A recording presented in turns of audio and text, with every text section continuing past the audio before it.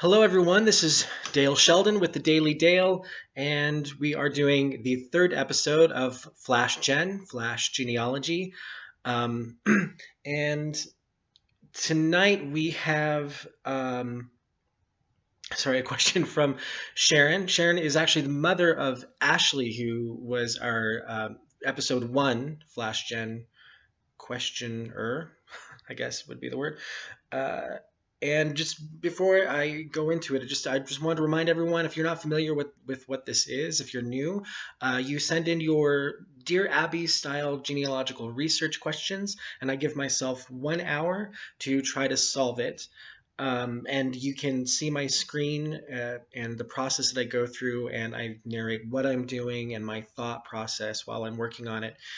And hopefully I learn something, and hopefully you can learn something as well. So please subscribe to my YouTube channel. It's the Daily Dale.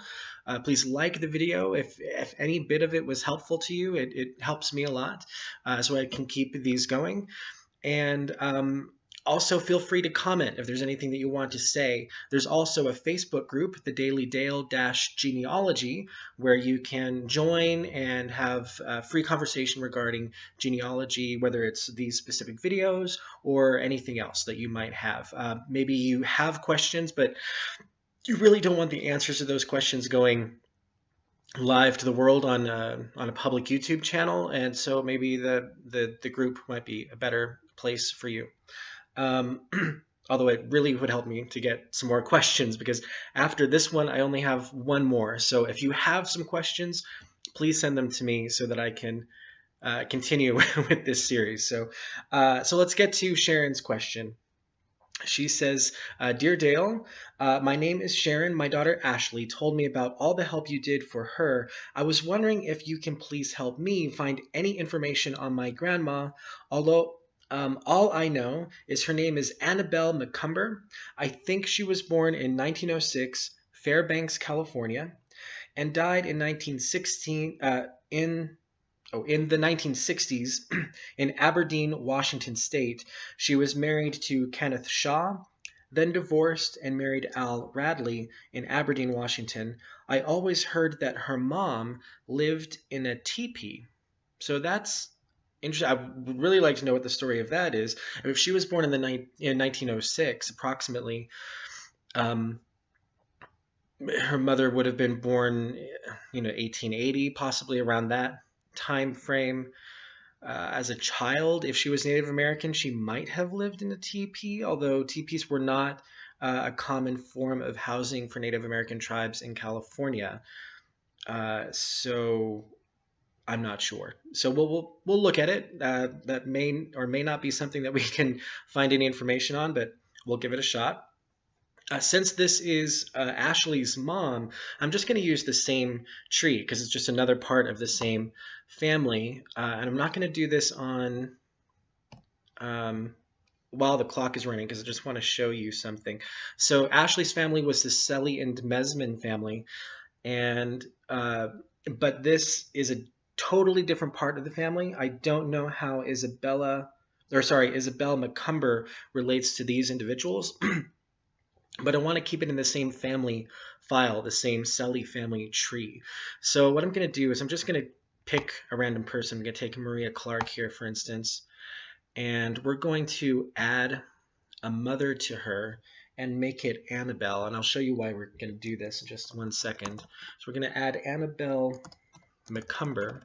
We know she was born about 1906 in Fairbanks, California. Is there a Fairbanks in California? Here's the thing. I've done all of my research, not all of my research. I had started my research with California because almost all branches of my family are in California, going back well into the last into the 19th century, into the 1870s, some as far as the 1850s, every line before 1900. So I'm pretty familiar with California, and I've never heard of Fairbanks. I mean, there's Alaska, of course. So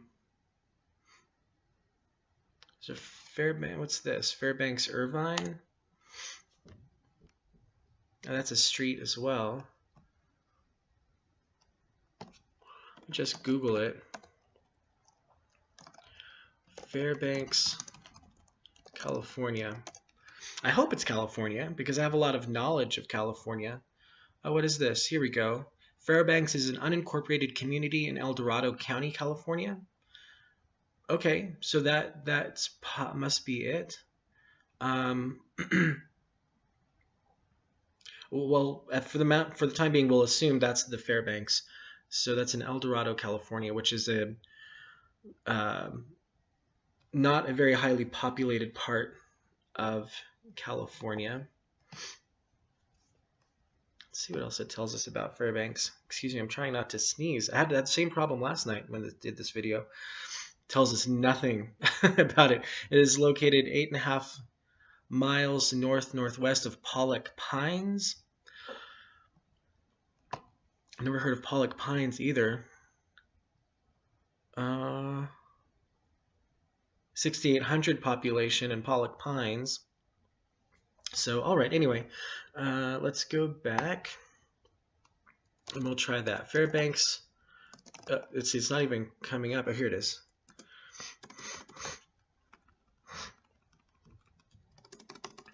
El Dorado, California. Now we're going to go to Annabelle here because she's obviously not the mother of Maria Clark.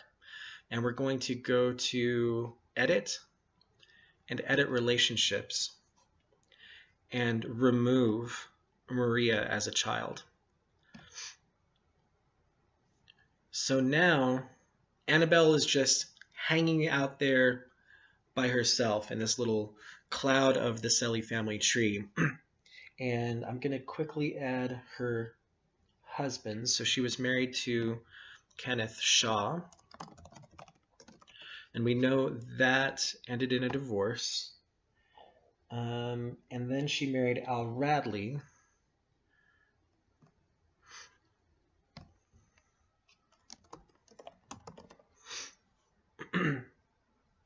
In Aberdeen, Washington.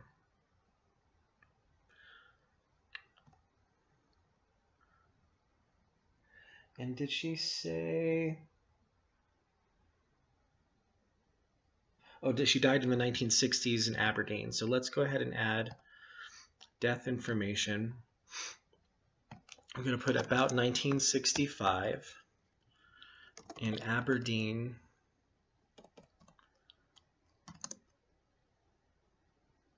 Oh, Grays Harbor. Okay. My great aunt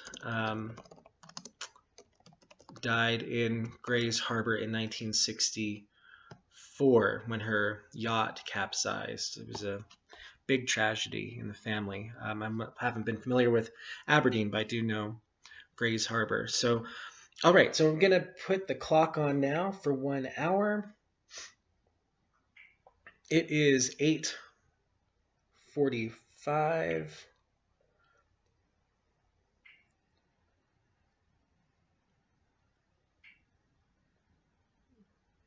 Oh, whoops. Hold on. Hold on. Let me put it for 9:45. There we go. Alarm will ring in 1 hour. So let's get going. Let's get rid of this and this. Aberdeen, Washington. Let's start with the search.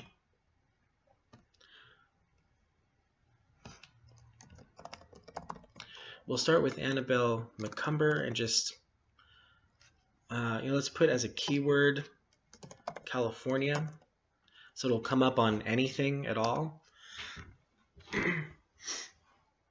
Okay, we have an obituary, and we have the 1920 census. Oh, I didn't have this on an exact match, so this could be anything. Here's an Isabelle L. McComber from Oroville, 1909 to 2001. That doesn't sound like it's our person, because looks like McComber was her name at the time that she passed away. and several decades after our Annabelle should have passed away. Here we have an Isabelle McCumber. I think that's the... this is Ann Arbor, Michigan. That doesn't look like a match. Okay, let's go a little bit ahead of time instead. Let me go back to her message. Sorry, someone else was messaging me, so I can't get right back to it. Okay. Let's try her first marriage was to... her second marriage was to Radley. That's a more uncommon name. So let's try Annabelle Radley. And let's get rid of... Let's go with Washington, because we know she passed away there. Oh, that's all we got? Okay. Let's see what we got. Okay. Annabelle Evelyn Radley, December 25th, 1913. Died August 24th, 1967 in Aberdeen, Grays Harbor, Washington. So that seems like it's it. So she was a little bit younger than Sharon thought she was, but that works. Kenneth Shaw, right? Yes. So this is it. Let's go ahead and add... Oh, wait, that's the 1920 census. Oh, so this actually might... Oh, birthplace California. So this might be her, actually. Because we know now that Annabelle here was born in 1913, December, Christmas Day, 1913 in California. And here we have an Isabelle McComber born about 1914. But remember, she was born December 25th of 1913. So that is a match. Born in California. But by 1920, she's living in Michigan. So I would say that's probably her. All right, let's add this.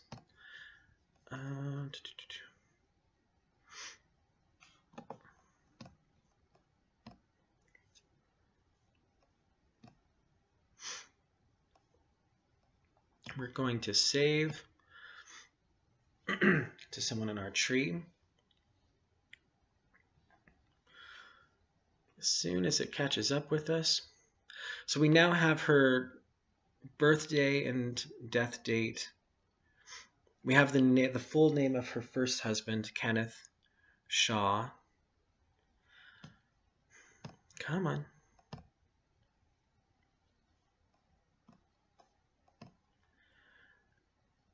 For some reason, I've noticed that Ancestry gets slow when trying to use this feature, to the point that sometimes it doesn't work at all. All right, let's go to her then. We're going to edit this and put December 25th, 1913.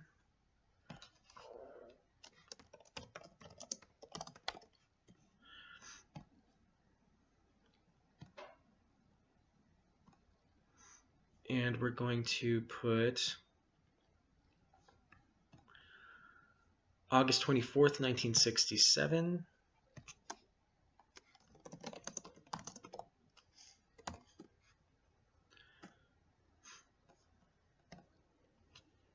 So if I do it this way, let's see if this has popped up yet. Ah, here we go. Annabelle. Let's attach this to her. Annabelle Evelyn. Oops. Do we have a burial date? Probably not on Find a Grave, but what we can do is just put an approximate date of August 1967, and this was at the Fern Hill Cemetery in Aberdeen.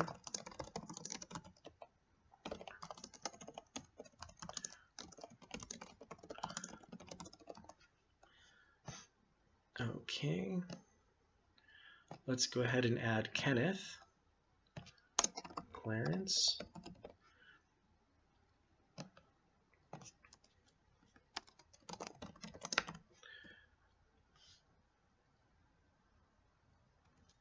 So he was from Michigan, so that's interesting. Maybe that's where they met, since she was living there in 1920.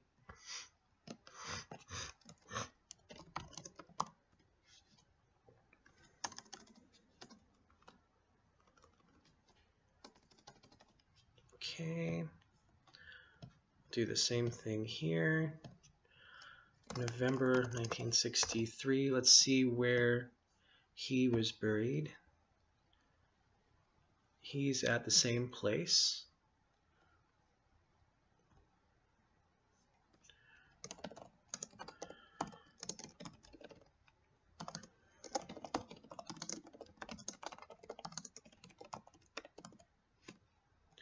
Okay, and they have a son, Leonard. I wonder if Sharon knows about her uncle. Oh, he was only, how sad. He was only 8 years old when he passed away, so she might not know about him, so she didn't know much about her grandmother.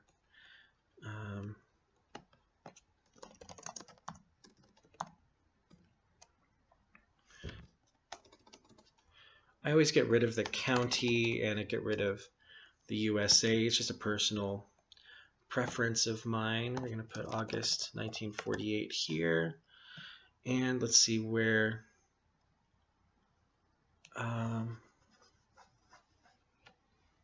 Leonard was buried. He is also at Fern Hill.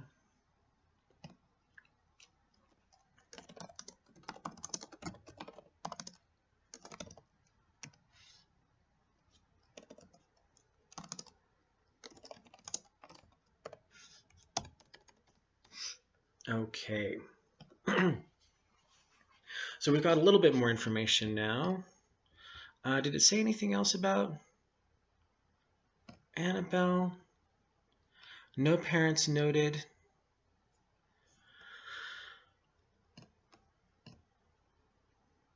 Okay, let's get rid of that. I'm still thinking this is her.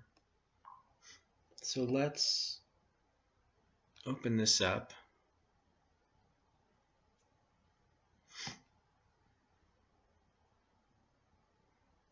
And see, because I don't think we've looked at a 1920 census yet on FlashGen. This is January 28th, 1920 in Ann Arbor, Michigan.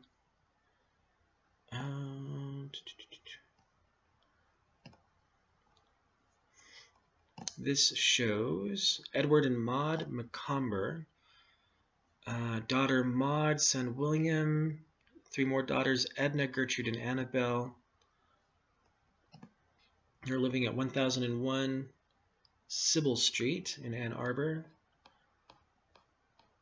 He was from Michigan. She was from Nebraska.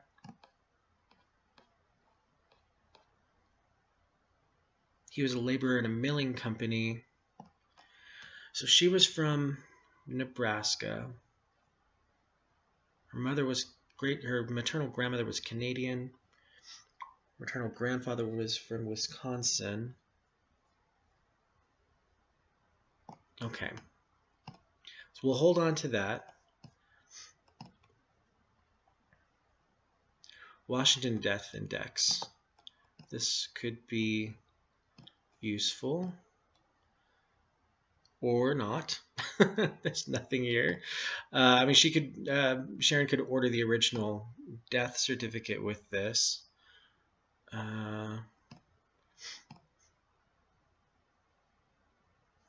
Let's see what else we got, because there was another one. Here's the actual certificates. This might be more helpful. Spouse Kenneth Shaw.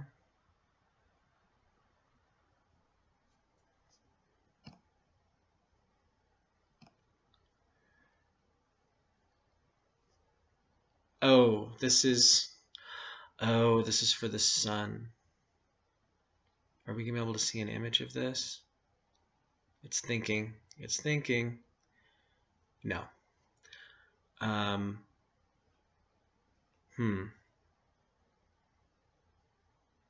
All right, well, let's add this to Leonard.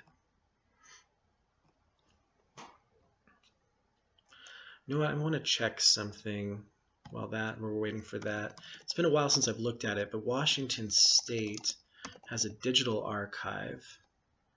We might be able to find something here. So this is just at digitalarchives.wa.gov.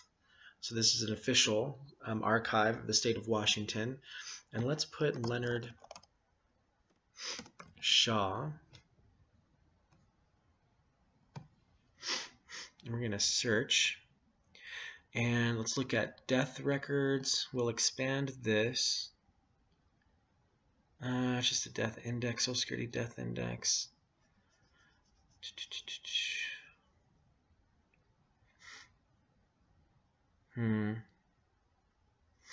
Cemetery records. Oh, look, Fern Hill Cemetery. I wonder what this shows.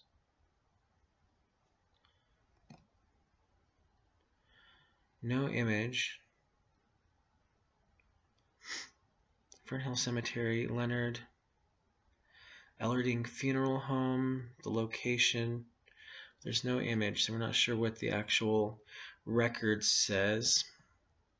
Let's go back and see if maybe we can find something on Annabelle. Let's look up Annabelle Shaw.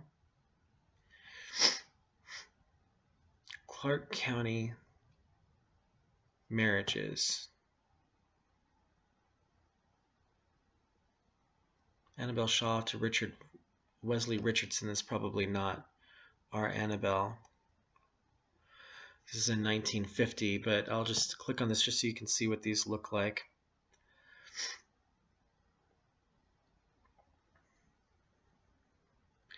It's in Vancouver, 1950, so just a basic marriage license. Some of these are a little bit more interesting. I've found some on this site going back to the 1880s, which has been very helpful, but it doesn't look like we're going to find anything there.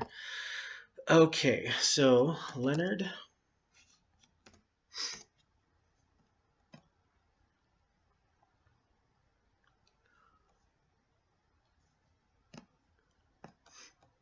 And we'll just mark Kenneth and Annabelle.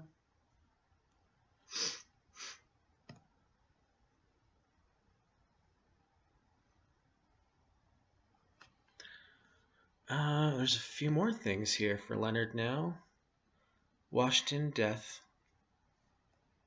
What is this? This isn't an index.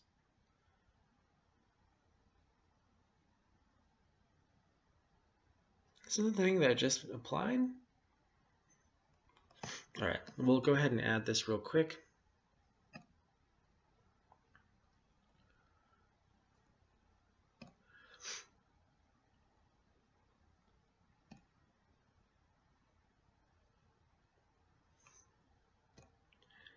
And we'll add this one real quick.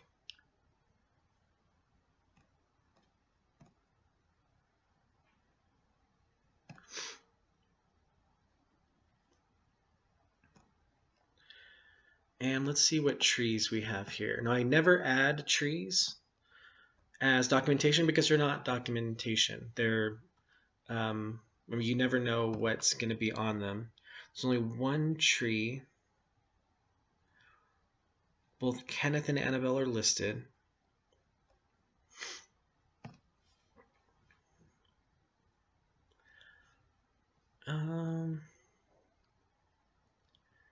Kenneth. They have a lot on Kenneth. Betty Lou and Bonnie Shaw.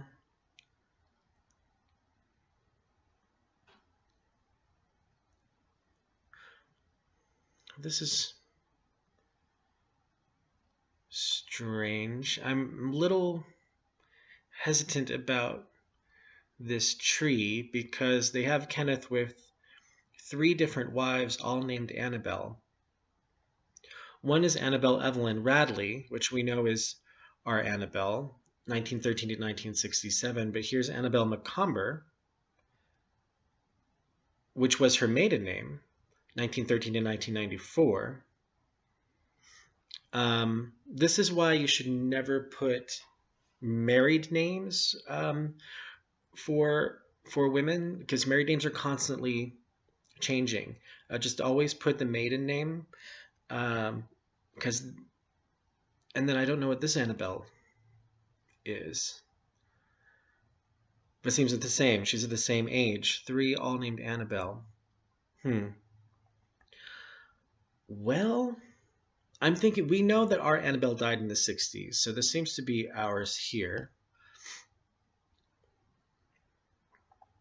And there's nothing there. That's okay. I'm pretty sure that this is our Annabelle.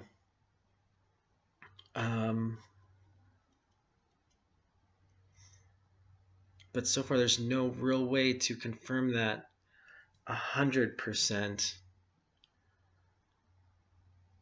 Actually, no, I mean, it's close enough, I think, because we don't have a death record that actually lists her parents' names or something like that, but she's the same age, it's the right names, it's everything that Sharon had mentioned, all the little details are all there. So this seems to be it for me. Let's go ahead and get rid of that. Let's just go back to Annabelle here and see what has popped up. Annabelle Shaw, 1941 in Flint, Michigan.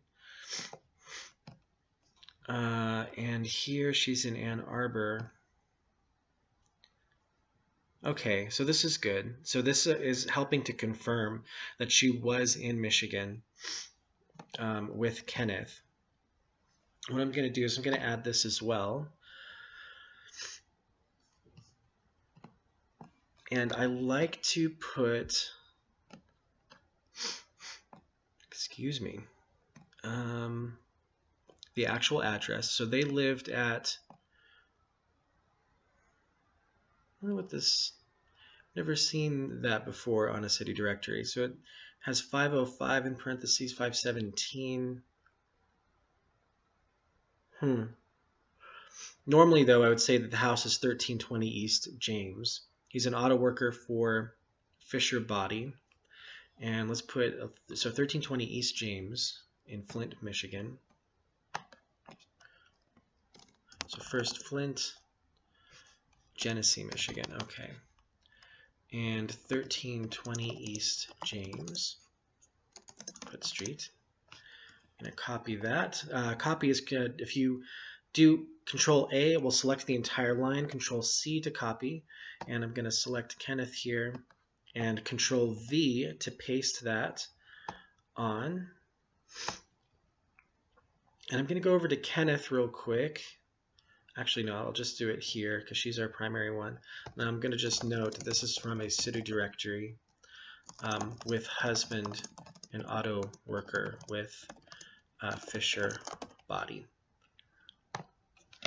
And the reason why I do that, if you've seen some of my other videos, you already know, is I put these little comments here saying what the record came from and some big bits of information so you can see how things progressed over time. So we now know in 1941, they were living at that address in Flint, Michigan. And something else I like to do, we can just take a quick look real quick, is I go to Google Maps and I just put in the address 1320 East James, see if it's still there. Flint, oh, this is now saying Montrose, Michigan. And it looks like maybe that the house number doesn't exist anymore, or maybe it was the 505 because it's just putting us at the end of the street. Let's try. Oh, this got all strange. Hold on here. 1320 East James, Flint.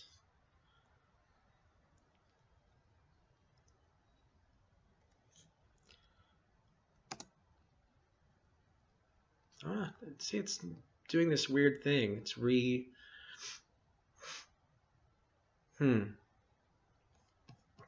Okay, but if we select this little guy here, see, this didn't work in the last video I tried to do either. Normally, if the street turns blue, you can drop the little guy on the street and see Google Street View. I'll go here so you can see what it looks like. So that's the housing tract, which looks modern. So I don't think this is necessarily where they were. That might be a completely different street named James. So we'll leave that alone as well. And let's go ahead and add her parents. So her father was Edward R. McComber. And I'm going to go with this spelling. He was 44 years old in 1920, so he would have been born in 1876 in Michigan.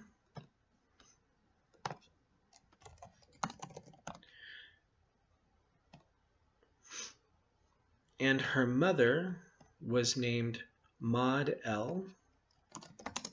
We don't know her maiden name, so we're not going to put anything. And she was 38. So she was born in 1882 in Nebraska.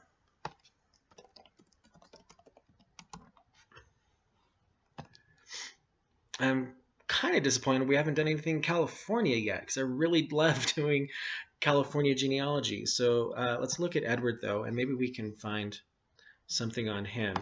So immediately he already has 5 hints, which is nice. In the 1880 census, they're in Berrien, Michigan. Here we go. In 1910, they're in Santa Rosa.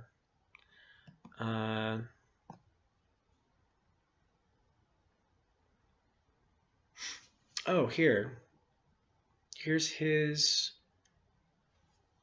baptism, it looks like. 1875 in Niles, Berrien, Michigan. Is that what would we say his birth was?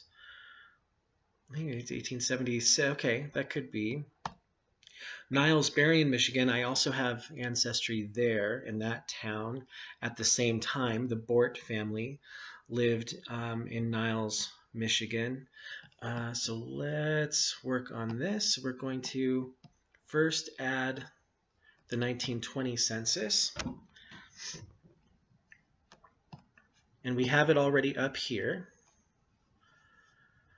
So while that's loading, what is the date? Because we like to put the actual day that the enumerator came to the house, so January 28th, 1920.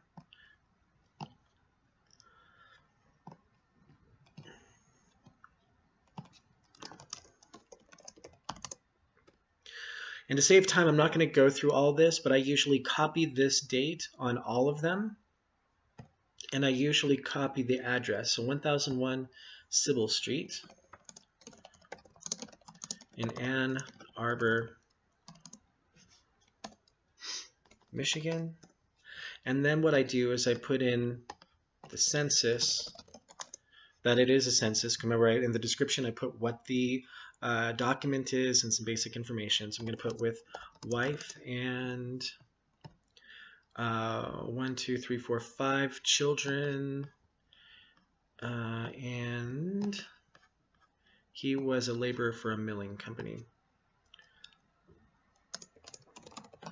Laborer for a milling company. Normally I do this for all of them. I'm just going to instead add them, but I'm not going to copy in the dates and the locations like I normally do because I don't want to waste time here. But we will add the kids. Correct the spelling. Gertrude.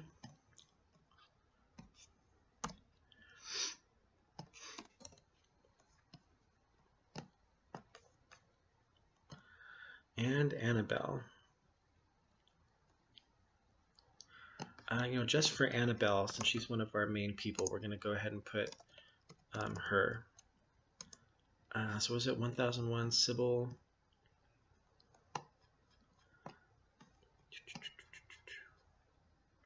Street.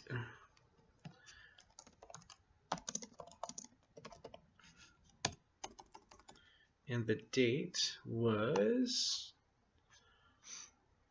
January 28th, 1920.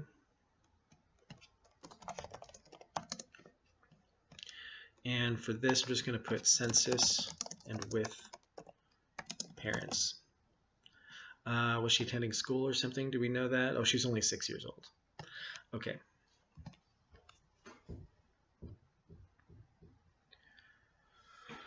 So that is saved. We can go ahead and get rid of the 1920 census here. And now let's keep going with Edward and see, let's just see how far we can get back, because we see his birth information. I'm going to review this. So he's the son of William G. McComber and Augusta.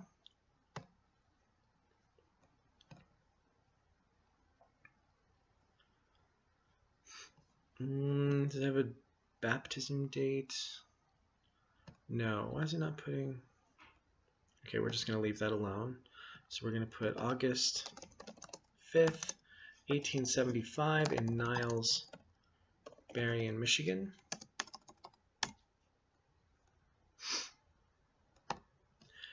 And it didn't put the parents, so we're going to put William.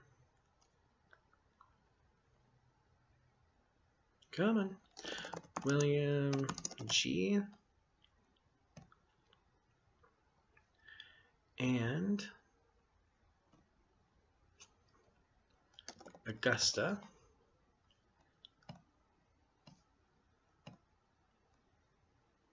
It's so quiet in here tonight. Last night, there's so much wind. It was crazy. Now, let's see if we can get him in an early census like this one. Perfect. St. Joseph Berrien, because I want to get the correct information for his parents.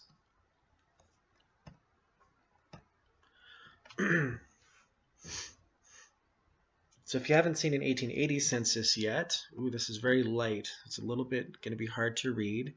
June 11th, 1880 in St. Joseph. And wow, really light.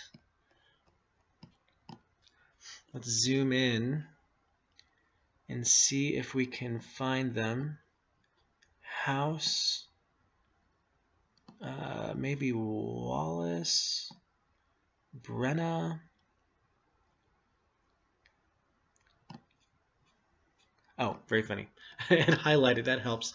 Okay, so we've got, yeah, William G, as we said, Augusta. We've got Fanny, so there's a sister. And there's an unnamed child who is only 7 months old. Born in October, it looks like. A daughter. So they have 2 daughters. He is, oh yeah, works in a hosiery factory. And what is it? Keeps house. It's just, I don't know how they read these. So he's from Michigan. His parents were from New York. And she was also from New York. Okay. You know, a lot of families in Berrien County, I've noticed, came from New York, it looks like. So let's go ahead and add this here. So it was June 11th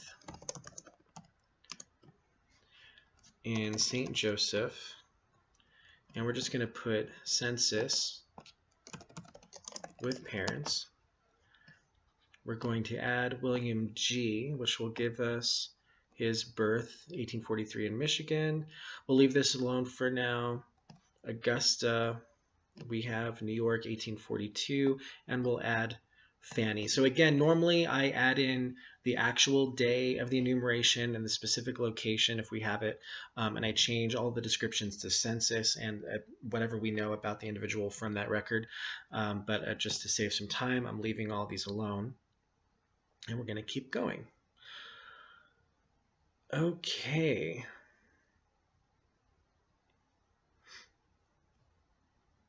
So let's look at William G now and see what comes up, if anything.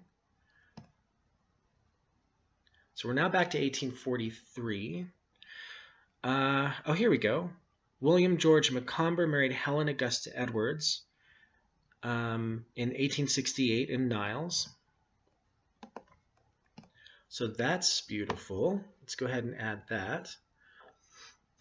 She always went by Augusta apparently, but her actual name was Helen. Let's go ahead and close the 1880 census. We're going to open this so we can see the original, while on this one I'm going to attach. And June 16.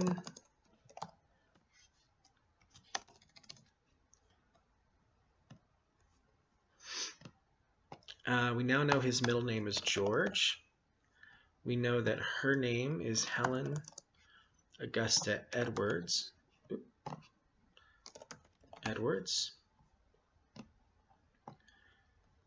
And let's get rid of that. Just see what it says here.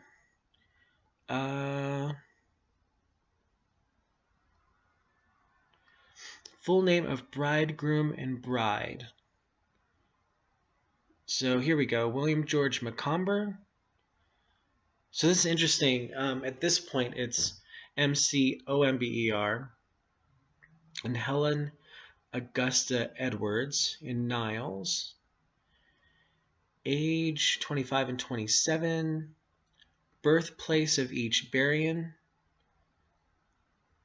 Michigan, and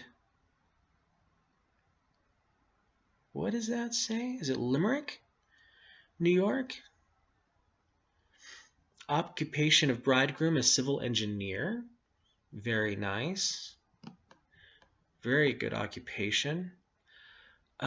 Witnesses, William J. Edwards and Harriet Edwards. So that could be the parents. And they were married by William H. Moffel, rector of Trinity Church in Niles. So you know what, let's add some of that because that's kind of nice information. So we're going to go here and we're going to put married by, what was it, William H. Moffel, rector of Trinity Church in Niles, Michigan, witnessed by William J. Edwards and Harriet Edwards. Groom is a civil engineer. And let's also go to Helen, and we're going to put in that she was born, let me check on this location. Let's go to maps again and put in Limerick, New York.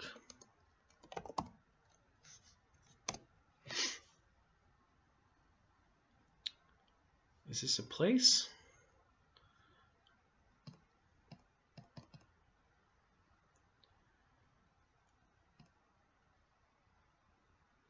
There's nothing coming up that actually says Limerick. It says it over here.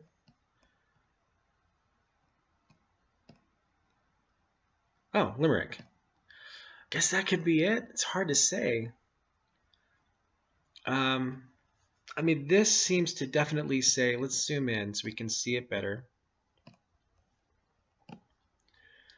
This is referring to the birthplace of each, right? So he's Berrien Springs, Michigan. Berrien Springs was a town in Berrien County. And I think that says Limerick, New York. So we're just going to put in Limerick. There's a limerick in Jefferson County, New York as well. Actually, that's the only one coming up. Where is this?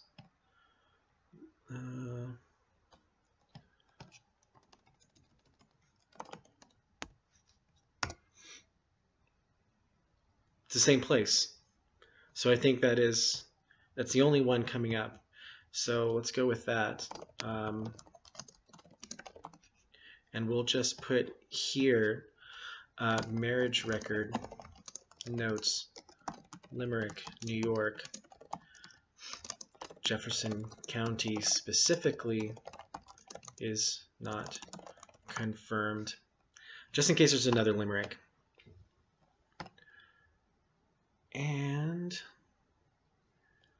let's see what it says here about Helen. It's marriage again, Texas death certificate. That's gotta be coincidence, I think, because we know her name wasn't McGuire, it was Edwards, so that's got to be somebody else. We're going to ignore that. This is probably not her because her name, oh, it could be, actually. Let's see who's in the household. Let's see what this says in case it mentions parents' names. It does not. Oh, wait, what's this though? View family search. It looks like the original. I don't know if it's a marriage certificate or if it's just that same. Oh, it's the actual certificate. So this is nice. William George McComber, Niles, White, Berrien Springs, civil engineer. Helen Augusta Edwards, residence Niles, 27, Limerick, Jefferson County. So we now know Jefferson County was correct. And doesn't say, you know, I was wondering, so Moffat was actually the name of the man who married them. Doesn't give the names of parents, unfortunately.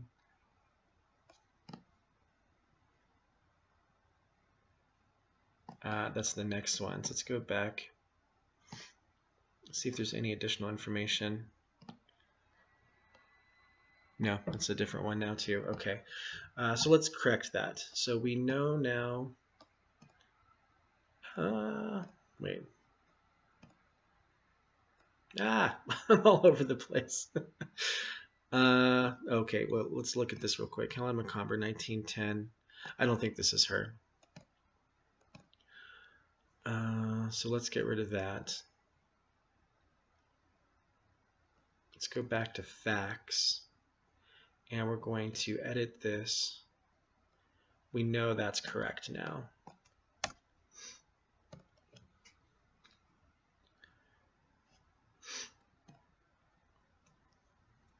And okay.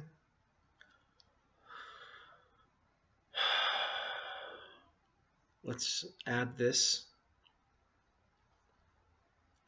So we have the connection to family search.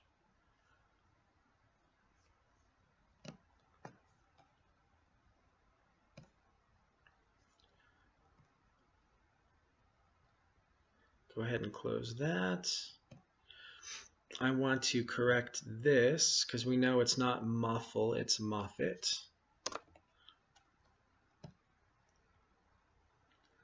And let's do one thing real quick.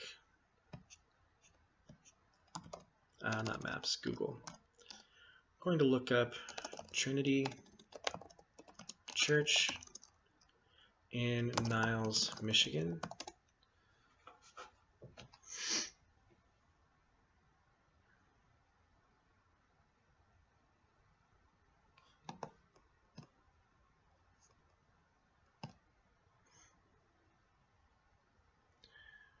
History of Trinity Episcopal Church in Niles. Do I get to actually see this?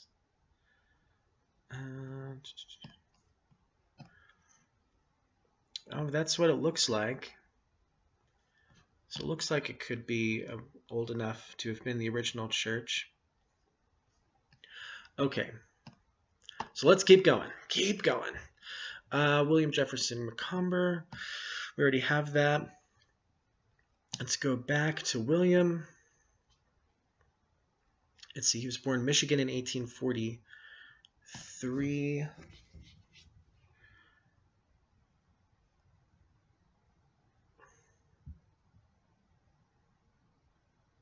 Well, that's weird.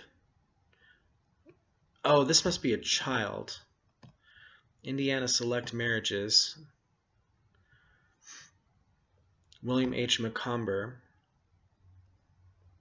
married Eliza Myrtle Andrews in 1911. So William actually married prior, right? Because who... Oh, wait. No. Oh, this is a different son. This is William H. McComber, born in 1882.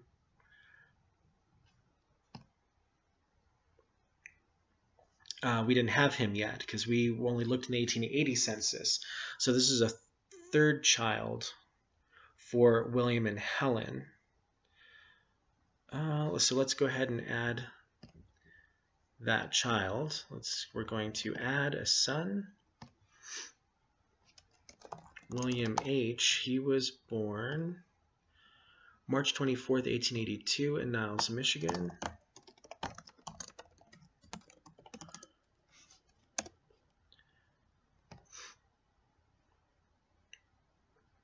And what we can do is just go ahead and add this. So we're going to review.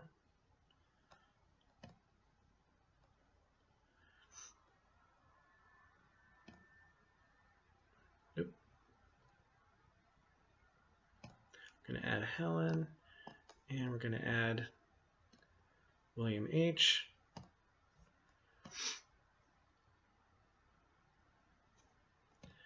And we're going to go to William H. real quick and just add his wife.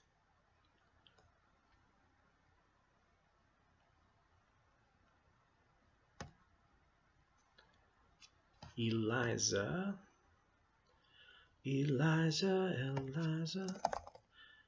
There's a hole in my bucket. Eliza, home. They were married June 14th, 1911. Let's see. Wait. Do we know Eliza Myrtle? Do we know when she was born? She was born August 17th, 1889 in Elkhart County, Indiana.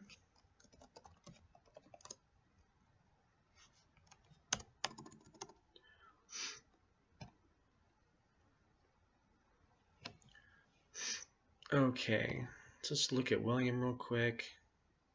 World War II draft. William Hammond died 1950. World War I. So he was in both World War I and World War II. Several census records. A lot of good information on William to go through, but we're going to keep going upward instead for now. See what we can find. Let's go back to William George, because we're only in 1843 so far. I think we can do better. What's this, a death record? For Cora. So looks like here's another child.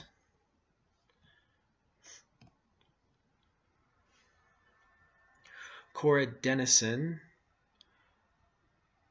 daughter of William McComber and Helen Edwards. Born in 1879. She was 56 years old. Passed away 1936 of a partial intestinal obstruction. Ooh, gosh, that doesn't sound very nice. Poor thing. Okay, let's go ahead and add her too. We'll just add this basic. I'm not gonna, normally I put in all of the information. So Cora B. McComber, we'll put October 13, St. Joseph, Berrien, Michigan. Died on the 4th of July, 1936. She was young. in Lansing, Michigan. Okay, so that one is done. What else do we got? What else do we got? Here's another death record, not for him, so probably another child. Fanny. No, we knew about Fanny, right? Fanny was with them in the 1880 census. She's still listed as McComber. She never married, I guess. When was this? July, oh gosh, July 4th again? July 4th, 1947. Both sisters died on the same day, almost a decade apart.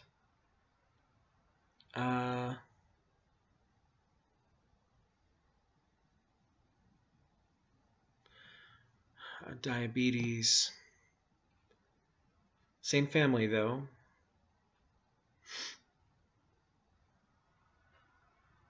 She's at Niles. She passed away in Niles, so the family's been there for a while. Let's go ahead and add this too.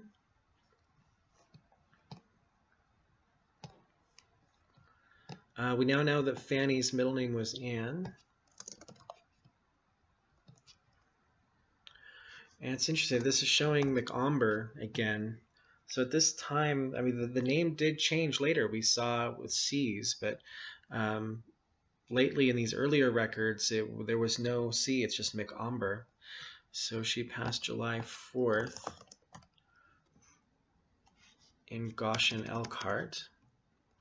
And she was born December 23rd, 1872 in Niles, Berrien, Michigan.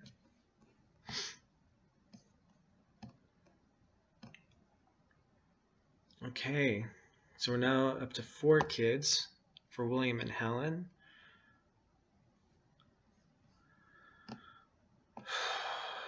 (1868) marriage, we already have that. So it looks like he passed away in 1906. Okay, here, Civil War draft. He was in the Civil War. Oh, and here's his parents.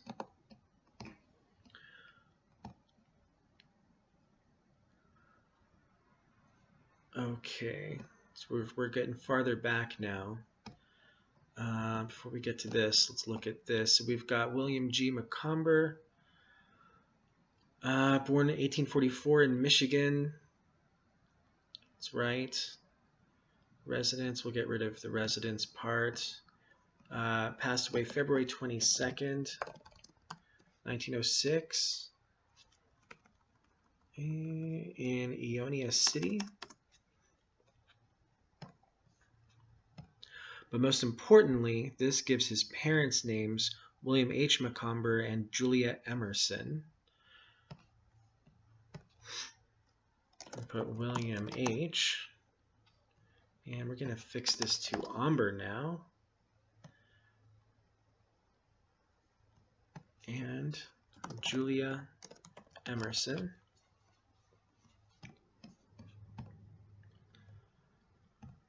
And let's look at this as well. Civil War draft. Now it doesn't mean he actually fought. This is just a draft record, just like we have for World War I and World War II.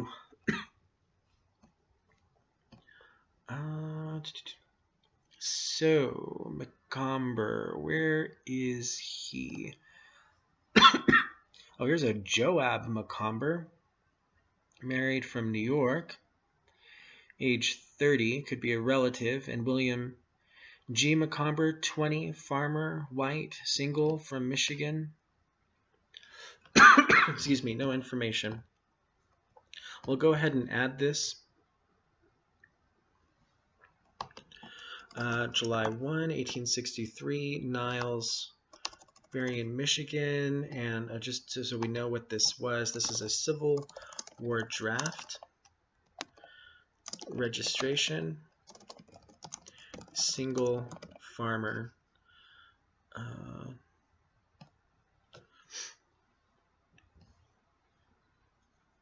So that's another thing to look at. See if we can find a Civil War records.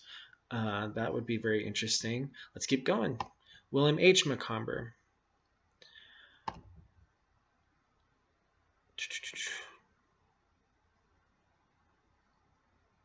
Huh. You know what, though? I want to go back here because I think I remember seeing the 1850 census, and it might give us an idea of how old his parents were. Yeah, here we go. Let's see if this is a match. Yep, William H. and Julia, along with Matilda, Harriet, Sarah. So he had 3 sisters. So what we're going to do is add this as well.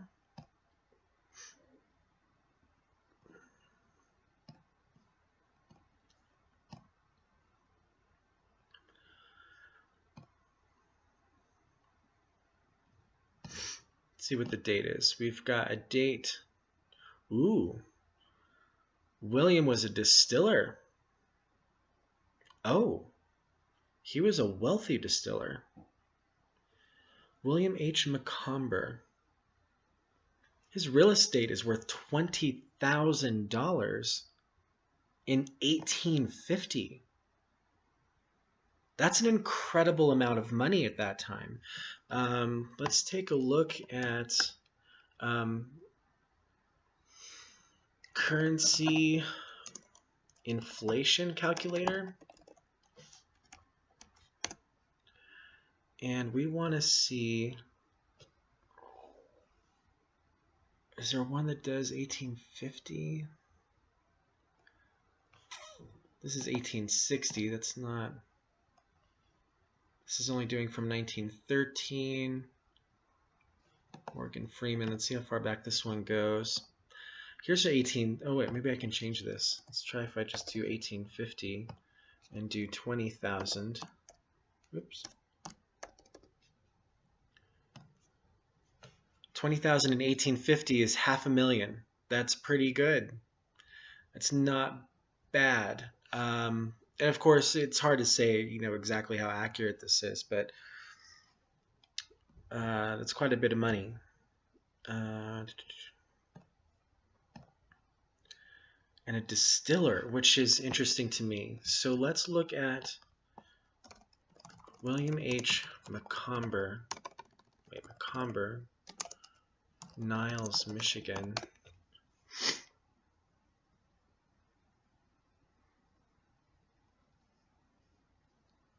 Let's see what this is. Let's also get rid of the H here.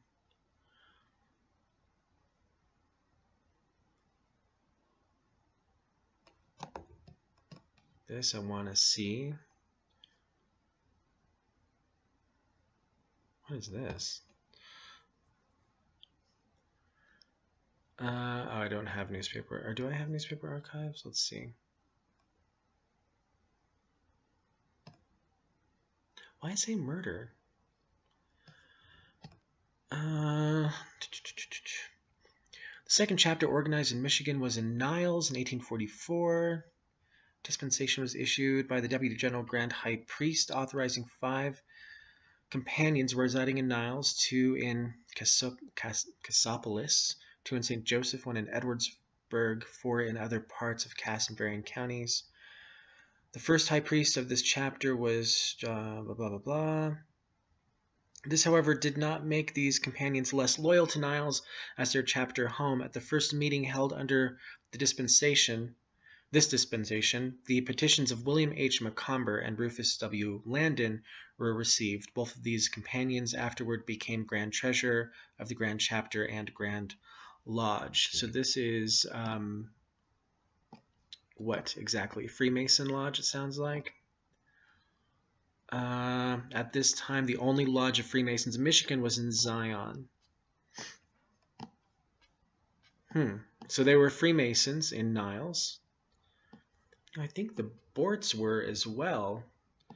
So they would have probably known each other, my family and this family. I know the Borts were nursery men, botanical nursery. So that's interesting. And what is What is this? Let's put McComber.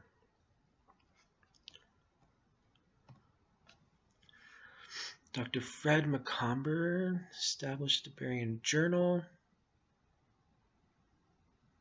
in 1876. Dr. McComber established the Berrien Springs era, so he's a newspaper man, a Dr. Fred McComber, might be some sort of relative. Richard McComber. William H. McComber, Jr. Warden, the Grand Lodge of Michigan, was shortly after organized, and the new lodge organized at St. Joseph Valley Lodge. So that's talking about the Masons, the Freemasons again. Simeon McComber, Sergeant Edward, Corporal James, William H. I'm not sure what this is about. What is this? Joseph Bertrand, son of the old Indian trader, built a flour mill on Bertrand Creek, now known as the Brandywine. This was afterwards converted into a distillery by William McComber. This was burned down and a new one was rebuilt, and the business carried on for several years by David Gitchell. In 1836, John Hamilton, with his wife and infant son Edward L., came from the state of New York and located on Section 15. So that would be our distillery. A little bit of it, not a lot of information on it, but something. So Richard, Fred McComber, Doctor. Hoping we'll get something a little more meaty, but that's all we're getting. Okay, we can close this. Oop, well, that's not what I meant to do. Close that. Where are we at? Oh, the date. So let's add this. July 26th, 1850.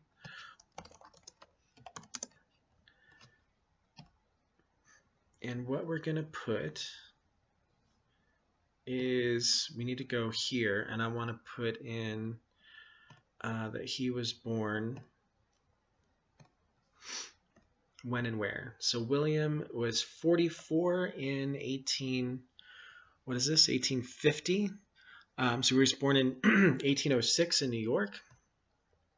So we're back to 1806 now. His wife Julia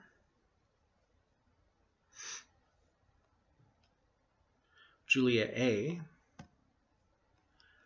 So we're going to add the A in here.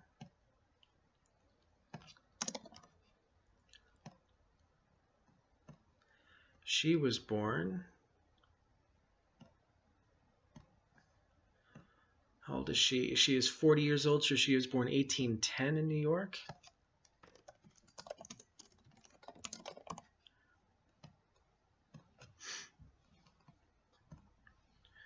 And I don't know how much time I have left. I don't remember when I started this. So what I'm going to do...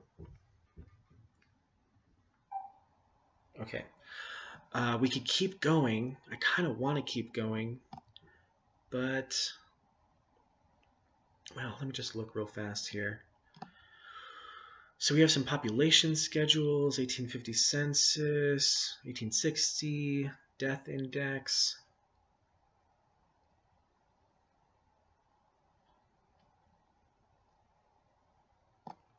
Let's look at this wills and probate real fast.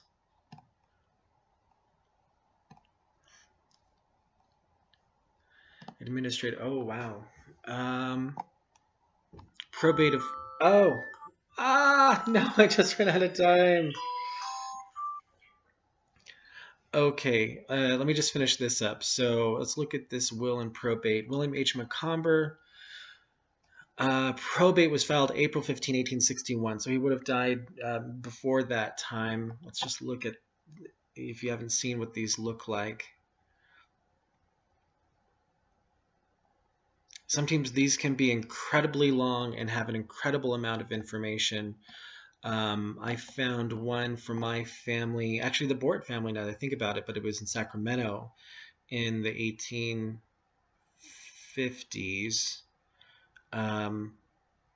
and it was like 200 pages long and included every receipt for every IOU he had.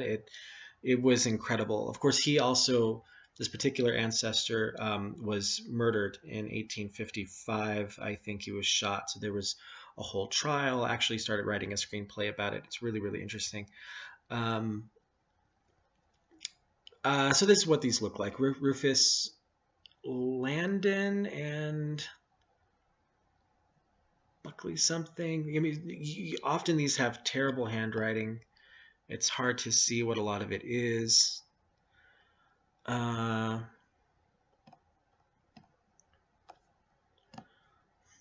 they can be really interesting to go through and just read these sometimes. It can also be a little bit monotonous, but you can get a really clear idea of someone's finances at the time that they passed away. I'm just going to look at some more here. I, William H. McComber. So this is his actual will of the Township of Niles, County Berrien, and State of Michigan, of the age of 55 years, being of sound mind and memory. So he's only 55, and he seems to know, unless he was only writing it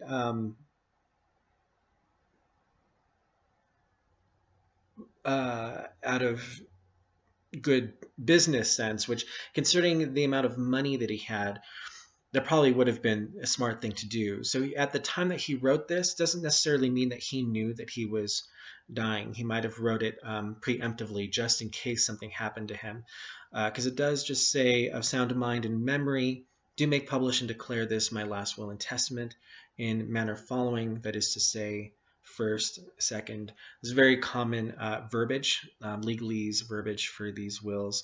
First, I direct that all my just debts be paid. It's almost always first.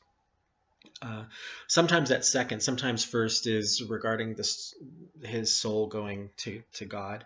In this case, although that's a little bit older, that's more of an 18th century tradition.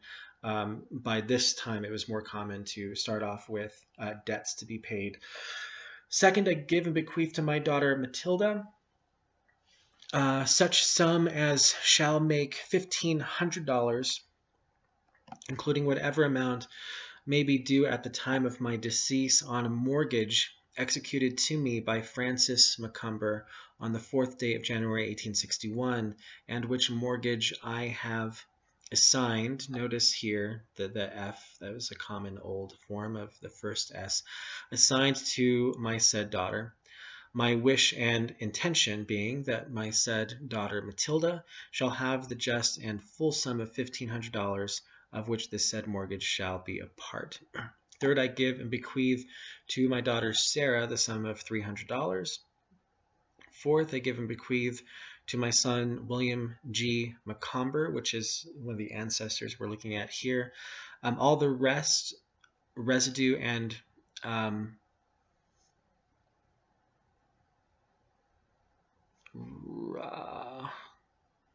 remainder of my estate, real, personal, and mixed and fixed, of which I may die seized, not however including any real estate embraced in certain deeds executed by me on the 11th day of January 1861 to my children therein named, and which deeds are placed by me in the hands of my executors.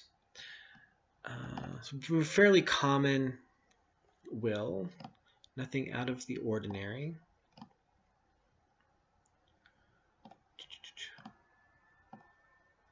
Friends Rodney Payne and Rufus Landon here. He's mentioning who his executors are.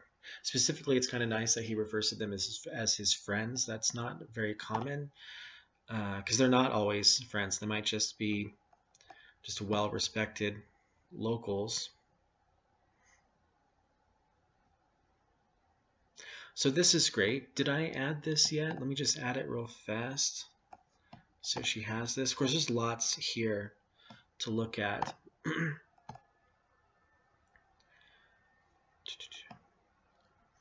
This is probate, April 15, 1861. So it's interesting. Did he mention the date he wrote it? But he does talk about that deed in January of 1861, and here by April, his estate is already in probate. It's a very short amount of time, so whether it's a coincidence or he actually did know that he was not doing so well. Just before I go, the last thing she mentioned was that she had heard that Annabelle's mother had lived in a teepee. So I want to go back. Was it William H? I think it was William H. No, it wasn't William H. Must have been Edward. Edward. Maud. We don't know anything at all about Maud. She is the one that would have lived in a teepee. What do we know about her? I think we only know that she was born in Nebraska, right? Let's look at the 1900 census. Let's close this.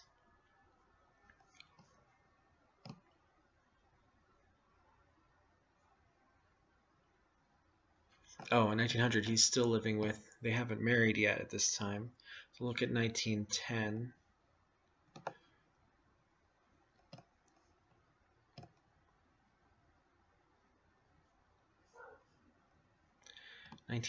Edward is a wood chopper on a farm. Maud.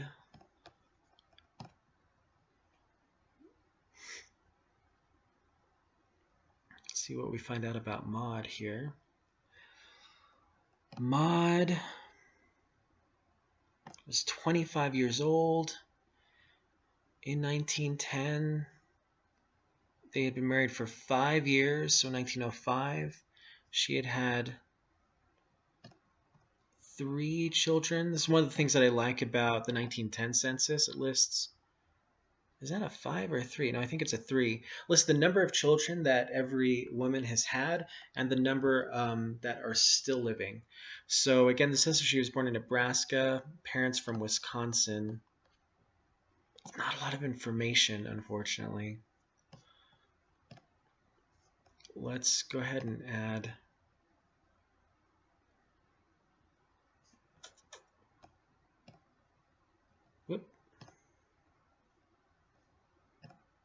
save this to mod.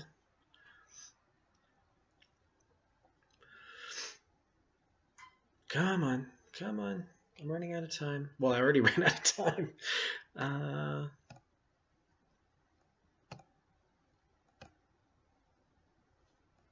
Okay, wait. You know what? Let me go to Edward mod. See if it's here. Yeah, it is. It's gonna be a little faster. Problem is, gosh, who was she? We might be able to find her maiden name with some of these kids. So let's add Edna, William G, Maud, Edward,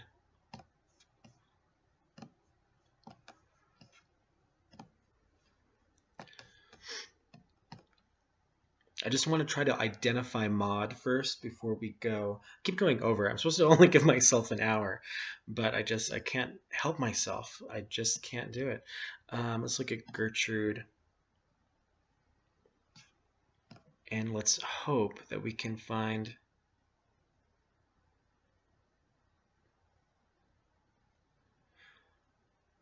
I wonder what this is. Gertrude and Thomas Lawrence. Oh, look at a photo. Seems to be a match. Gertrude McComber.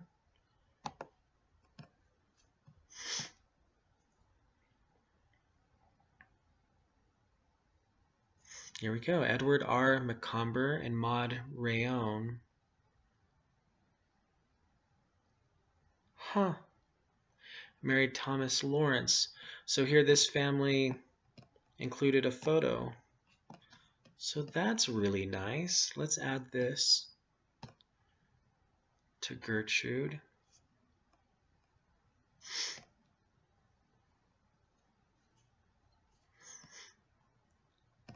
And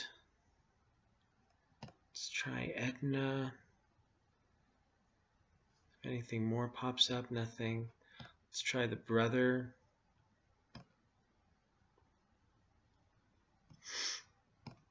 I mean, we have a name here, Rayome, daughter of Louis and Margaret Rayones, but we don't really know 100% where that name is coming from. It could be that it was just passed down in that particular line of the family. Nothing there. Well, let's add it, because they seem to know something that we don't.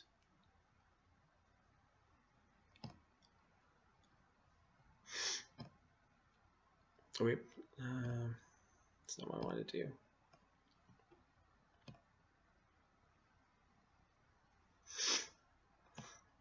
Rayome. Very unusual name. So maybe it's French originally.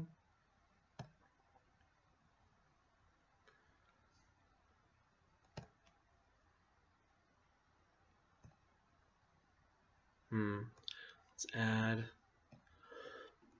Louis. Let's see if we can find something. Well, let's see what this says about Louis. It says he was born 1850 in Wisconsin. That would match. When was Armand born? 1882.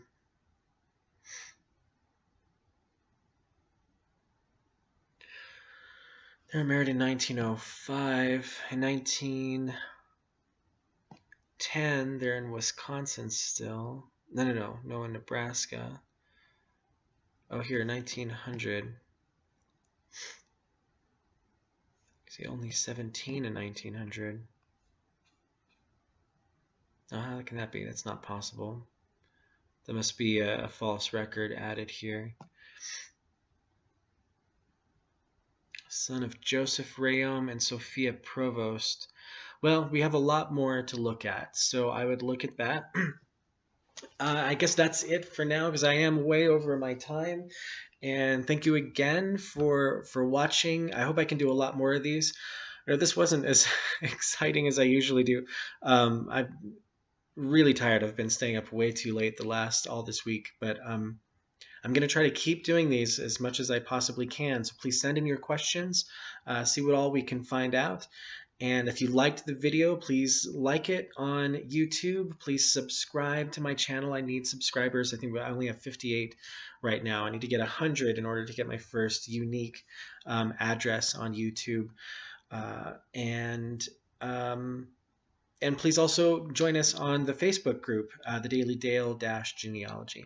All right. So thank you. Have a good night. Bye-bye.